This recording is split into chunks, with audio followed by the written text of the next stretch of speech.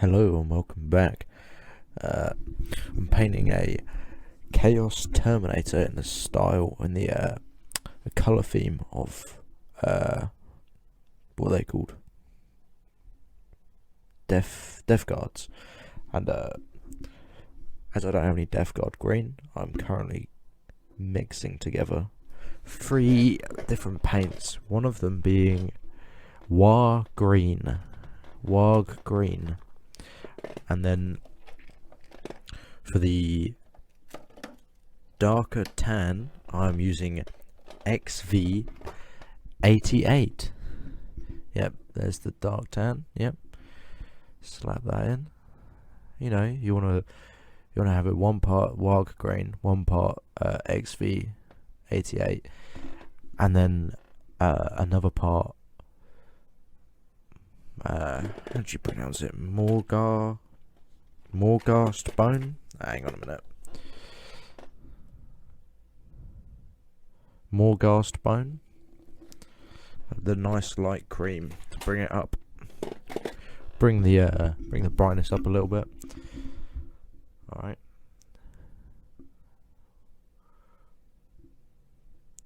With the vomit green all mixed together now.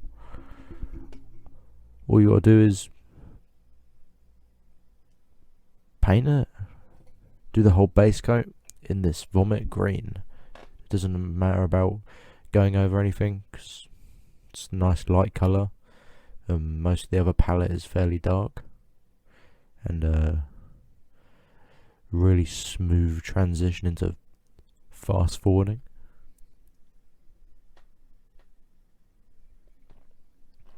As you can see, I'm going over all of the model. I avoid the sword just because it's a waste of paint. I don't need to go over it, but I go over every little nook and cranny.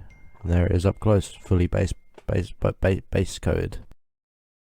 And here's my greater demon, my greater possessed that I painted earlier, and one of my Chaos Space Marines. This is the colour scheme I'm going for. A bit like deathguard. Oh, another really smooth transition. Now we're going to go over some of the detail. Oh, quick text.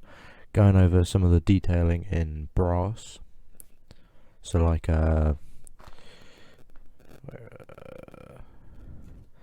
some piping, some armor panels, and the rims of some armor panels. We're going over them in Rune Lord brass, and then with what else did I paint? Damn, I only painted this like 5 minutes ago. Yeah, no, it was just, oh yeah, the handle for the sword as well.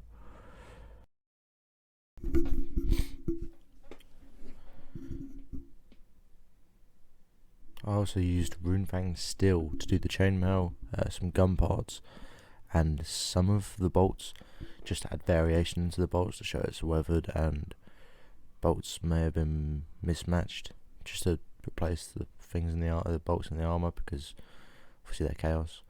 I'm also using Avaland Sunset yellow for the cloth and tassel bits, and his little cape on his back, just to make it a variation of my own rather than actual deathguard. It's a mix. It's like inspired by deathguard, but not.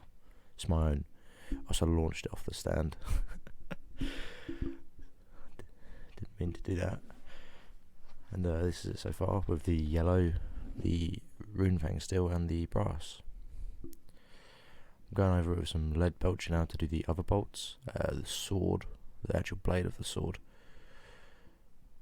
I don't know what I'm doing there. And then I think I also do a few other bits of piping with it. I also do the little thing on his chest and the spikes behind his head, and the parts connecting his shoulder tassels to his actual shoulder. I also done those in lead belcher, and also I done the wood growths coming out of him in Catachan flesh. Now going over with the Morghast bone a light cream to do the bone materials, so like his spikes on his head and some skulls on his wrist. He's also got some weird bumpy thing on his shoulder, on his ankle, that I done more ghast bone as well. Now I'm going over the little bubbles over him, the little plague bubbles with Corax White, with Corax White, so I can then come back at a later stage with a nice, really light green to give it a nice, disgusting, oozing appearance. And now I'm going over with Agrax Earthshade, the non-glossy version, to give it a nice shade.